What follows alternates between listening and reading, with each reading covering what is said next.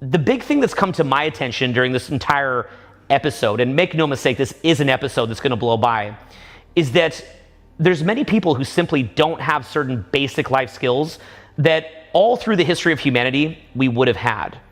And in the mainstream media, most of what I see being shown is fear-based, and most of what I see is a population that shrinks, isn't connected to their own death, doesn't know how to think about it, and probably is deeply embedded in separation consciousness, so has a deep, deep fear of their own obliteration, and probably doesn't know how to harness those emotions to rise up to a higher level, or to even think about what it would mean to take control over their own well-being. So that's what today's video is going to be about. Any video I do, by the way, I don't like just to be a video of the moment. I want this to be something that even in 1,000 years, people could look at.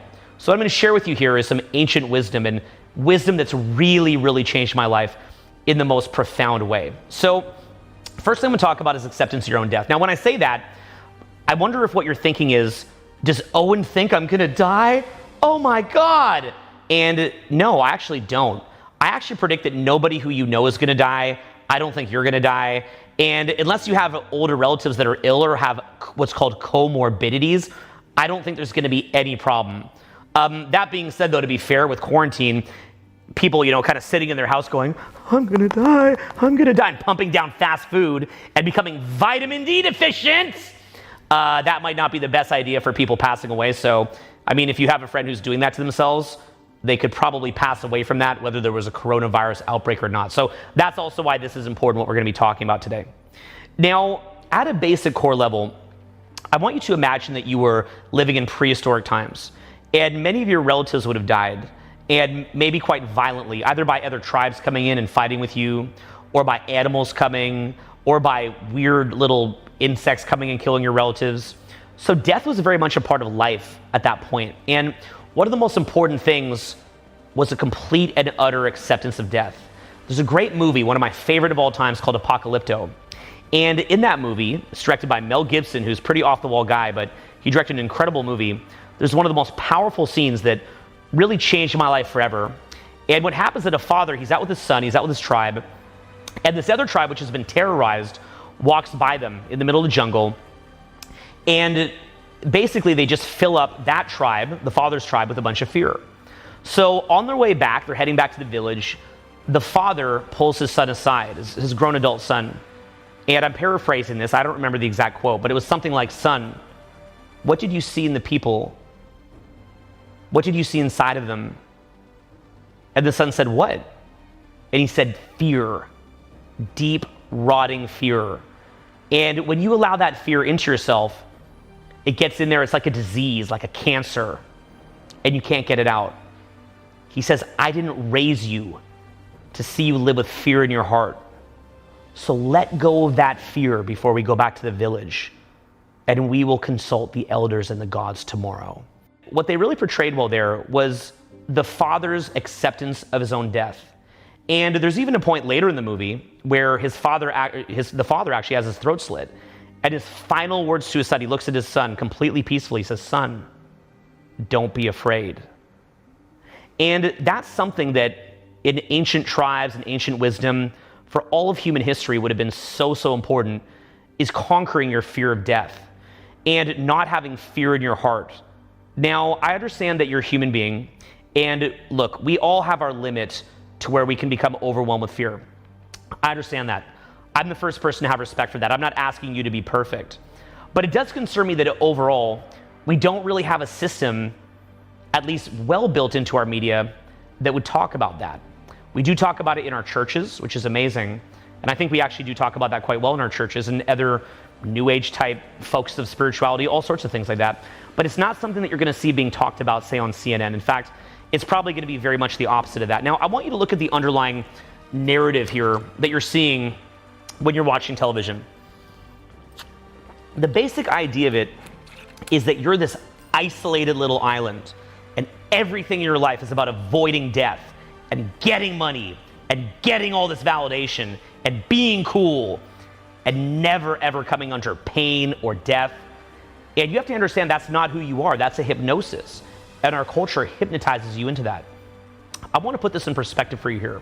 Your life is very important. You should fight and rail against your death because God has put you here to do great things on this earth, and to be of incredible service.